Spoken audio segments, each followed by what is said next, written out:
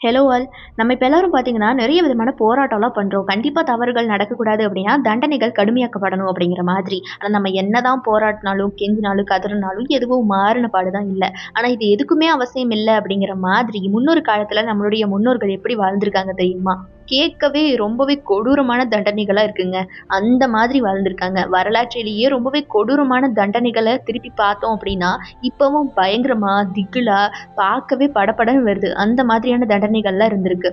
அப்போ தப்பு செஞ்சவங்களுக்கு ரொம்ப ரொம்ப கொடூரமான தண்டனையை கொடுத்து நம்மளுடைய வாழ்க்கை நெறி மாறாமலும் நம்மளுடைய ஒழுக்க நெறியை காப்பாற்றும் வகையிலும் வாழ்ந்திருக்காங்க நம்மளுடைய முன்னோர்கள்.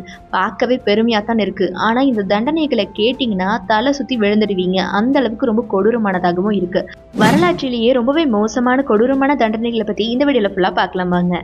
ரேசன் புல் வரலாற்றிலேயே ரொம்பவே கொடூரமான டார்ச்சரா இதுவும் கருதப்படுது. ஏதென்ஸை சேர்ந்த பெரலாஸ் அப்படிங்கிறவரு 6ஆம் நூற்றாண்டுல சிசிலியில அக்ரகாஸ் அப்படிங்கிற பகுதியை ஆண்ட பெலாரஸ் அப்படிங்கிற கொடூரமான மன்னனுக்கு பரிசளிச்சது தான் இந்த பிரேசன் புல். பேசிக்கலி இது ஒரு ஹேலோவான வெண்கல சிலை. இதுக்குள்ள ஒரு ஆளை உள்ள போட்டு அடைக்கிற அளவுக்கு தான் இடம் இருக்குமா. இதுக்குள்ள ஒரு ஆளை போட்டு மூடிட்டு அடியில நெருப்ப வச்சிருவாங்களாம். இது மூலமா அந்த வெண்கல சிலை உருக உருக அதுக்குள்ள இருக்கக்கூடிய மனுஷனும் சூட்டுக்கு உருக ஆரம்பிச்சிருவானா. அந்த மனுஷன் கத்துற சத்தம் உள்ள செட் பண்ணியிருக்க பைப்பு மூலமா காளையுடைய மூக்கு பகுதிக்கும் வாய் பகுதிக்கும் வந்து வெளியே இருக்கிறவங்களுக்கு காளை கத்துற மாதிரியும் உருமுற மாதிரியும் பயத்தை ஏற்படுத்துமா. இதுல ரொம்பவே கொடூரமான விஷயம் என்னன்னா, அந்த மன்னன் இதை தனக்கு பரிசளிச்ச பெரிலாஸ் மேலேயே டெஸ்ட் பண்ணி பார்த்ததுதான். அடுத்ததா பாத்தீங்கன்னா லிங்சி. இந்த தண்டனையை சீனாவில் அதிகமா பயன்படுத்திட்டு இருந்திருக்காங்க. சீனாவின் சாங் டைனஸ்டில 900 வருஷத்துல இருந்து 1900 வருஷம் வரைக்கும் இந்த தண்டனையை கொடுத்துட்டு இருந்திருக்காங்க. பப்ளிக் பிளேஸ்ல எல்லார் முன்னிலையிலையும் குற்றவாளியை கட்டி வச்சு ஒரு கத்தி மூலமா சின்ன சின்னதா அவர் பாடியை வெட்டி துண்டாக்கி இருக்காங்க. முதல்ல மூக்கு, நாக்கு, காது, விரல்கள், அப்புறம் கைகள், கால்கள், தொடைகள் அப்படின்னு எந்த பகுதியில் இருக்கக்கூடிய உறுப்புகளை வெட்டி நீக்குனா உயிர் போகாதோ அந்த பிளேஸ்ல இருக்க பார்ட்ஸை சின்ன சின்னதா கட் பண்ணிடுவாங்களாம். அதுக்கப்புறம் பாடியில இருக்கக்கூடிய இதயம், லிவர் அப்படின்னு ஒவ்வொரு உறுப்பா அறுத்தறிஞ்சிருவாங்களாம். இறுதியா அந்த நபரை கழுத்தை அறுத்து போட்டுருவாங்களாம். இந்த தண்டனை முழுமையா 3 நாட்கள் வரைக்கும் தொடர்ந்து நடக்குமா. இந்த 3 நாட்கள்ல கிட்டத்தட்ட 3600 முறைக்கும் மேல அந்த குற்றவாளியுடைய பாடியை கட் பண்ணிடுவாங்களாம். அதனாலதான் இந்த தண்டனையை டெத் பை 10,000 கட்ஸ்னு கூட சொல்றாங்க. இப்படி அந்த குற்றவாளிக்கு தண்டனை கொடுத்து கொண்டுட்ட பிறகு மற்றவங்களுக்கு தப்பு பண்ணா என்ன நடக்குங்கிற பயத்தை ஏற்படுத்தும் வகையில குற்றவாளியின் இறந்த உடலை நாட்டு மக்களின் பார்வைக்கு வச்சிடுவாங்களாம். சில நேரங்கள்ல குற்றவாளியின் குடும்பத்தினர் என்ன பண்ணுவாங்கன்னா, தண்டனை நிறைவேற்றுபவர் யாருன்னு தெரிஞ்சுக்கிட்டு, அதாவது யார் பாடியை கட் பண்ணுவாங்க அப்படின்னு தெரிஞ்சுக்கிட்டு அவர்கிட்ட சீக்கிரமா குற்றவாளி இறந்து போகும் வகையில சீக்கிரமா கழுத்தை அறுத்து கொலை செய்யும் விதமா லஞ்சங்கள் கூட கொடுப்பாங்களாம். அப்போ இந்த தண்டனை எவ்வளவு கொடூரமானதா இருக்கும் அப்படின்னு கொஞ்சம் நினைச்சு பாருங்களேன். அடுத்ததா ஆட்பெஸ்டியாஸ். இந்த தண்டனையை அப்போதைய ரொமானியர்கள் காலத்துல அதிகமா பயன்படுத்தி இருக்காங்க. இந்த தண்டனைப்படி குற்றவாளிகளை புலி, சிங்கம், சிறுத்தை போன்ற கொடிய விலங்குகளுக்கு இரையாக்கிடுவாங்களாம். அது மட்டும் இல்ல, இதுக்காகவே அந்த கொடிய விலங்குக்கு சில நாட்கள உணவு கொடுக்காம பசியிலேயே வச்சிருப்பாங்களாம். அதோட அதுகளை அடிச்சு ஆத்திரமூட்டியும் வச்சிருப்பாங்களாம். அதுக்கப்புறம் குற்றவாளிய ஆம்பிதியேட்டர் அப்படின்னு சொல்லப்படுற ஸ்டேடியத்துக்கு நடுவுல விட்டுருவாங்களாம். அதே மாதிரி பசியில இருக்கக்கூடிய விலங்குகளையும் அடிச்சு ஆத்திரமூட்டி கோபமா இருக்கக்கூடிய அந்த விலங்குகளை ஸ்டேடியத்துக்கு நடுவுல திறந்து விடுவாங்களாம். பசியில இருக்கக்கூடிய அந்த கொடிய விலங்குகள் ரொம்பவே கொடூரமா அங்க இருக்கக்கூடிய குற்றவாளிகளை வேட்டையாடி தின்னுடுங்களாம். அடுத்த நாள் யாருக்கெல்லாம் இந்த தண்டனை வரப்போகுதோ அவங்கெல்லாம் இந்த விலங்குகளால துன்பம் ஏற்பட்டு சாகிறதுக்கு பதிலா ஈஸியா சாகிறதே பெஸ்ட் அப்படின்னு நினைச்சு அதுக்கு முன்னாடி நாளே சிறையில தற்கொலை செஞ்சுட்டும் கூட இறந்து போயிடுவாங்களாம். இதுக்காக சிலர் பஞ்சு, துணிகள் போன்றவற்றை விழுங்கி மூச்சு திணறி இறந்து போயிருக்காங்களாம். இன்னொரு பக்கம் ஒருத்தரோட ஒருத்தர் கழுத்தை நெரிச்சுக்கிட்டும் இறந்து போயிருக்காங்களாம். இப்படி அந்த மனிதர்களை புலி, சிங்கம்லாம் கடிச்சு திங்கிறத பார்க்கறதுக்காகவே நிறைய மக்கள் அந்த ஸ்டேடியத்துக்கு வருவாங்களாம். இப்போ நம்ம கிரிக்கெட் பார்க்க எப்படி பணம் கட்டி டிக்கெட் வாங்கி ஸ்டேடியத்துக்குள்ள போறோமோ அதே மாதிரி அந்த காலகட்டத்துல விலங்குகள் மனிதர்களை வேட்டையாடி சாப்பிடுறத பார்த்து ரசிக்கிறதுக்காகவே ஸ்டேடியத்துக்கு பல மக்கள் பணம் கட்டி டிக்கெட் வாங்கிட்டு வந்திருக்காங்கன்னா பார்த்துக்கோங்களேன்.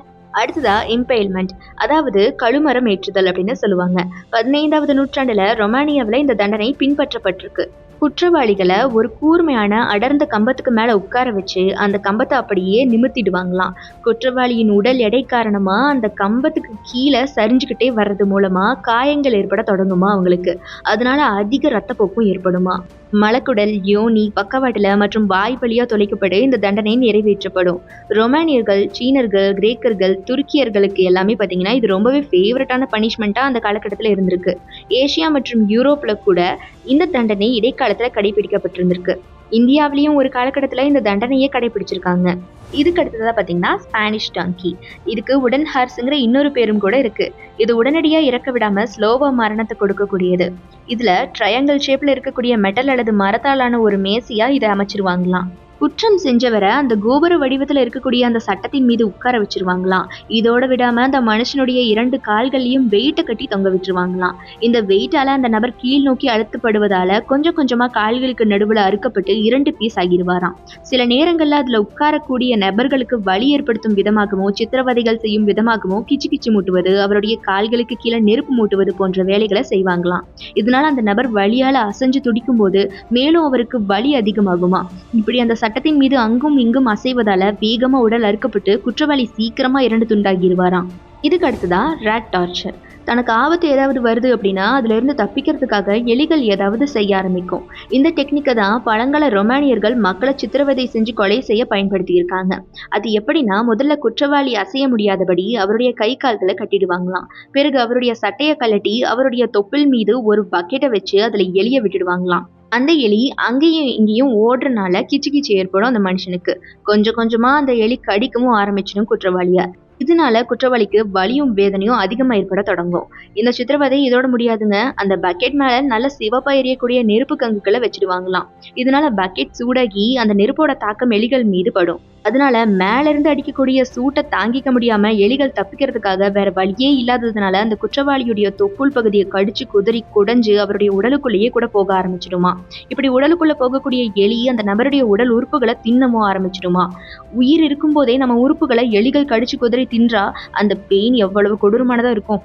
அந்த எலிகள் கடிச்சதுக்கு அப்புறமும் அந்த நபர் உயிரோட இருந்தா ஹீட் பண்ணி வச்சிருந்த அந்த சுடான நெருப்பு கங்குகளை எலிகள் உண்டாக்குன அந்த காயத்து மேல போட்டுடுவாங்களாம்.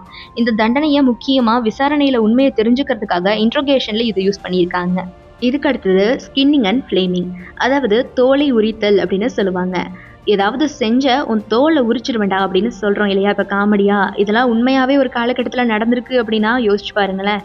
இடைக்காலத்துல கடைபிடிக்கப்பட்ட கொடூரமான சித்திரவதை முறைகள்ல இதுவும் ஒண்ணு. இதுல குற்றவாளிகளுடைய கைகளை கட்டி உடலுக்கு மேல இருக்கக்கூடிய தோலை அப்படியே உரிச்சு எடுத்துருவாங்களாம். அந்த தண்டனையை நிறைவேற்றும் போது குற்றவாளி உயிரோட தான் இருப்பாரு அப்படிங்கறதுதான் இதுல ரொம்பவே கொடூரமான விஷயம். அப்படி தோலை உரிச்சு எடுத்ததுக்கு அப்புறம் அவருடைய ரத்தம் சொட்ட சொட்ட அவங்களை அப்படியே தூக்கி எறிஞ்சிருவாங்களாம். சில சமயங்கள்ல ரொம்பவே சித்திரவதை பண்ணணும் அப்படின்னு தோணுச்சுன்னா தோலை உரிச்ச அப்புறம் அவருடைய உடல்ல உப்பு மாதிரியான பொருட்களை தேய்ச்சிடுவாங்களாம். இப்படி தேய்க்கிறதுனால இன்னும் வலி அதிகமா அதிகரிக்கும். மிடில் ஈஸ்ட், ஆப்பிரிக்கா போன்ற பகுதிகளில் 1000 வருஷங்களுக்கு முன்னாடி குற்றவாளிகளுக்கு இந்த தண்டனையை கொடுத்திருக்காங்க.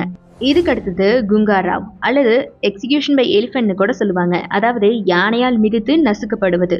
4000 வருஷங்களுக்கு மேல தெற்காசிய பகுதிகளில் இது பரவலா பயன்படுத்தப்பட்ட தண்டனை. குற்றவாளியை ஒரு கல்லுலையோ இல்ல பறந்து விரிந்த நிலப்பரப்புலையோ வச்சு கட்டிடுவாங்களாம். அதுக்கப்புறம் பயிற்சி பெற்ற யானைகளால அவங்கள நசுக்கியே கொன்னுடுவாங்களாம். உயிரை விடுறதுக்குள்ள தங்களுடைய உடல் பாகங்களும் உறுப்புகளும் நசுங்கி சக்கையாகிற கொடூரமான வழியை குற்றவாளிகள் உணர்வாங்களாம். கேட்கவே கொடூரமா இருக்குல்ல.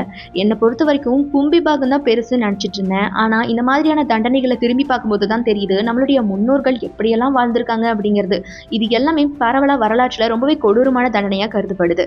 இப்போ நீங்க பார்த்த தண்டனைகள் எல்லாமே பார்க்கவே பயங்கரமா இருக்கு, திகிலா இருக்குன்னு நினைக்கிறீங்களா?